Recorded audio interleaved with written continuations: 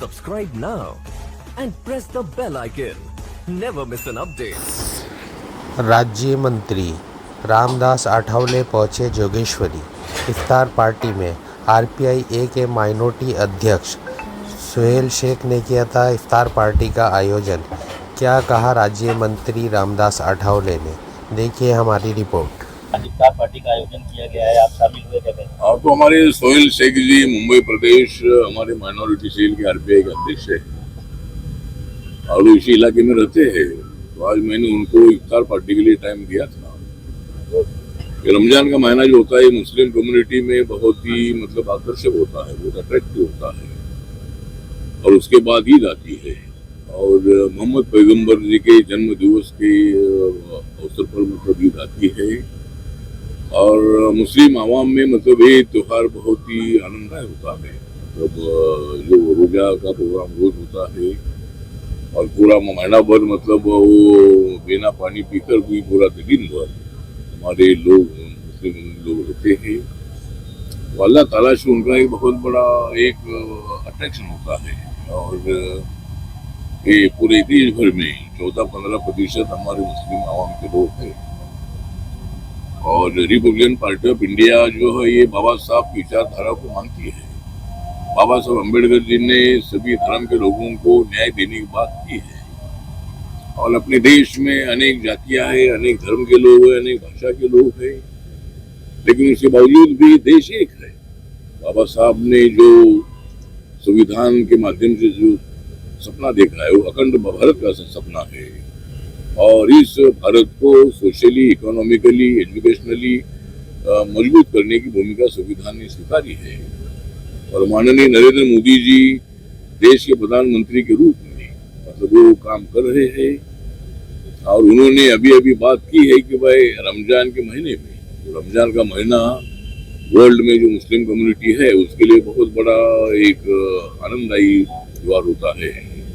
ऐसे वक्त पर ऑस्ट्रेलिया, इसराइल और ईरान का युद्ध होना ठीक नहीं था, तो लेकिन उसी महीने में युद्ध हो रहा है, ये उसके बारे में उन्होंने बात की है और शांति होनी चाहिए। मतलब ये युद्ध जो है युद्ध रुकना चाहिए और हमको युद्ध नहीं चाहिए, हमको बुद्ध चाहिए, मतलब हमको शांति चाहिए। इसी तरह हम सब लोगों ने प्रयत्न करने की आवश्यकता है। लेकिन जिस तरह मेरी रिपब्लिकन पार्टी ऑफ इंडिया है, मेरी पार्टी में अनेक लोग माइनॉरिटी के लोग मेरी पार्टी में काम करते हैं और मुस्लिम आवाम के बारे में मेरे संबंध पहले से बहुत अच्छे रहे हैं। मैं महाराष्ट्र सरकार में भी समाज कल्याण मंत्री था, ट्रांसपोर्ट डिपार्टमेंट का मंत्री था। अभी मैं नरेंद्र मोदी जी के सरकार में एनडीए में मेरी पार्टी है और मुझे मतलब थर्ड टाइम उनके जो माननीय नरेंद्र मोदी जी का जो मंत्रिमंडल है उसमें मैं आरपीआई की तरफ से हूँ और मुझे थर्ड टाइम राज्यसभा मिली है। और मुझे राज्यसभा नहीं मिलती थी तो मुझे मेरे मंत्री पद का इस्तीफा भी देना पड़ता था, तो क्योंकि लोकसभा या राज्यसभा का मेंबर होना ही चाहिए। लेकिन मुझे मेरी पार्टी ऑल इंडिया लेवल की मेरी पार्टी ऑल इंडिया में काम करती है और सभी वर्गों के लिए काम हम करते हैं। और मैं नरेंद्र मोदी जी का जो डेवलपमेंट का जो उनका मिशन है, सबका साथ सबका विकास और मेड इन इंडिया और देश को आर्थिक दृष्टिकोण से ऊंचाई तक पहुंचाना है। आज देश इकोनॉमी जो पहले 10 नंबर पर थी, हमारी सरकार आने के बाद इकोनॉमी 4 नंबर पर आई है। अमेरिका नंबर 1 पर है, चाइना नंबर 2 पर है, जर्मनी नंबर 3 पर है, 4 नंबर पर अपनी इकोनॉमी आई है। और यहाँ के तमाम लोगों को जो छोटे मोटे उद्योग करने वाले लोग हैं, जो एम्प्लॉयमेंट क्रिएट करते हैं, ऐसे लोगों को बढ़ावा देने का काम भी हमारी सरकार की तरफ से हो रहा है।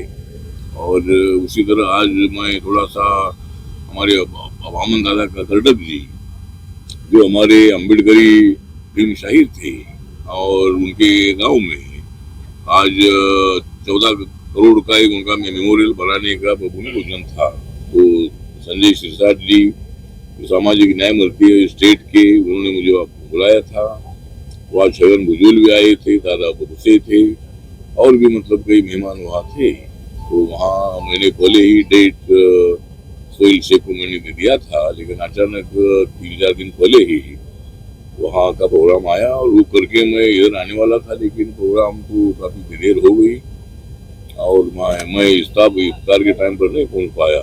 लेकिन मैं सोहेल शेख जी को शब्द दिया था, मैं जरूर इफ्तार के वक्त में जरूर आऊंगा, लेकिन मुझे आने के लिए देर हो गई।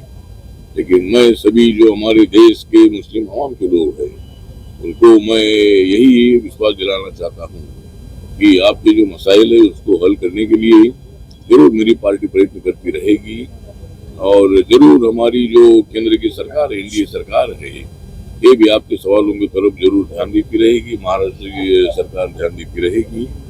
और इस इफ्तार के अवसर पर, रमजान महीने के अवसर पर मैं तमाम हमारे देश के, मुंबई के, महाराष्ट्र के मुस्लिम कम्युनिटी के लोगों को रमजान की हार्दिक बधाई देता हूँ और जो भी आपके सवाल है उसको हल करने के लिए जरूर मैं आपके साथ रहूंगा।